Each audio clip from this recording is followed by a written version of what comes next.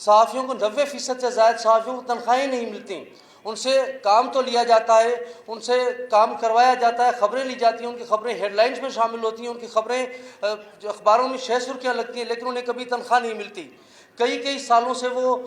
इदारों में काम कर रहे हैं, लेकिन उन्हें कभी ना तो कोई सहूलत मिली, ना कोई मराहत मिली है, ना ही कभी उन्हें तनख्वाह की बात की गई। अगर हर साल में उनसे 3-3, 4-4 मरतबा उनसे इश्तिहारात के लिए उनसे बात की जाती है, खुसूसन जो इदारों में ख़ास करके जो ऊपर डेस्क पे लोग बैठे हैं या न्यूज़ डायरेक्टर जिस तरह के लोग हैं, वही उन सहाफ़ियों का मुआशी कत्ल कर रहे हैं। वो सहाफ़ी जो थोड़ी बहुत तनख्वाह में काम कर रहा है, वहीं पे उसी शहर में किसी ऐसे सहाफ़ी को जो सरकारी मुलाजिम है या चंद पैसे देता है, उन लोगों को रखा जाता है और जो वर्किंग जर्नलिस्ट है उनको पीछे धकेला जा रहा है। सिंध के सहाफ़ियों में ख़ास करके जो 4 डिवीज़न है, वहाँ पर सहाफ़ियों को बहुत बड़े मसाइल का सामना करना पड़ रहा है, क्योंकि ना तो उन्हें वहाँ पर तनख्वाहें मिल रही हैं, ना ही उन्हें कोई दीगर मराहत हैं। उनके लिए भी PFUJ को अमली तौर पर जो हम इनके जो निशानदेही करें इस चीज़ की, उस पर कुछ ना कुछ करनी चाहिए। जो लोग ऊपर बैठे हैं उनसे बात होनी चाहिए कि जो दीगर सहाफ़ी हैं जो काम कर रहे हैं, 24 घंटे वो फील्ड में रहते हैं, लेकिन उसके बावजूद उन्हें कोई उजरत नहीं मिलती। उसके अलावा सिंध में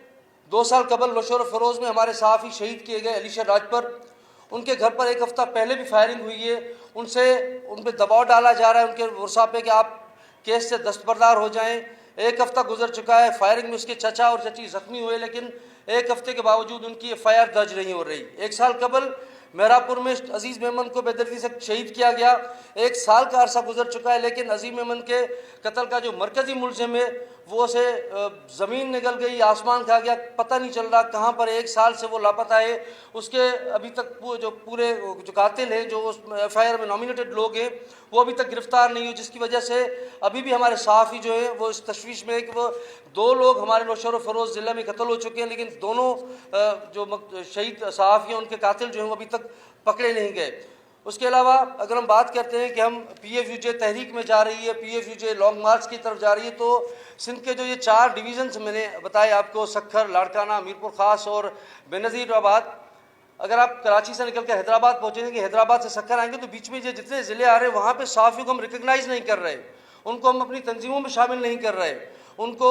अगर हमारी वजह से, क्योंकि हमने एक वैक्यूम क्रिएट करके रखा हुआ है, उन लोगों को हम अपने साथ नहीं मिला रहे, तो मुख्तलिफ डमी तंजीमें मैदान में आ गई हैं जो उनको अपने साथ लेके चल रही हैं, उनका गलत फ़ायदा उठा रही हैं। वो तंजीमें कराची में आके ख़ुद को कैश कर रही हैं, लेकिन वहाँ पर उन जर्नलिस्ट के जो मसाइल हैं उनको हल नहीं किया जा रहा। तो मेरी ये गुजारिश होगी अपने कायदीन से भी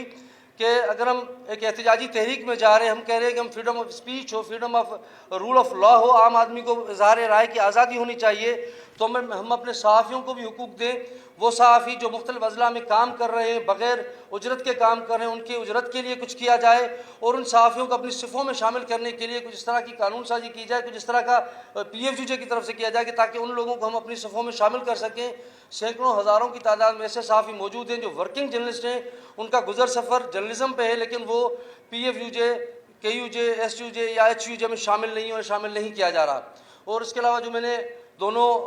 सहाफ़ियों को मसाइल रखे, शहीद अली राज पर और शहीद अजीज़ मेमन के कातिल अभी तक गिरफ़्तार नहीं हुए, तो उनके लिए भी कुछ इस तरह का लाएमल तैयार किया जाए ताकि उन दोनों के जो मरकज़ी कातिल हैं, जो मरकज़ी मुलज़मान हैं, उनको गिरफ़्तार किया जा सके। मेहरबानी।